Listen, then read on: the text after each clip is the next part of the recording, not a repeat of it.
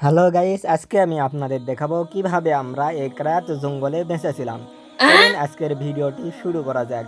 এখানে আলামিন আগুন জ্বালাতেছে, তারপরে আমি এখানে হাসালে জাল দিতেছি।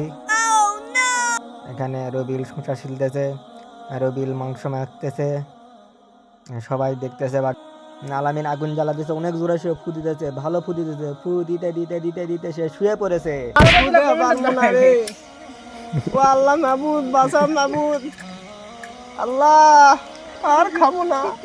এই সময় যদি বৃষ্টি আসে আল্লাহ বৃষ্টির পানি ফোটা ফোটা পড়ছে মাবুদ। আমার ভুল হচ্ছে হ্যাঁ।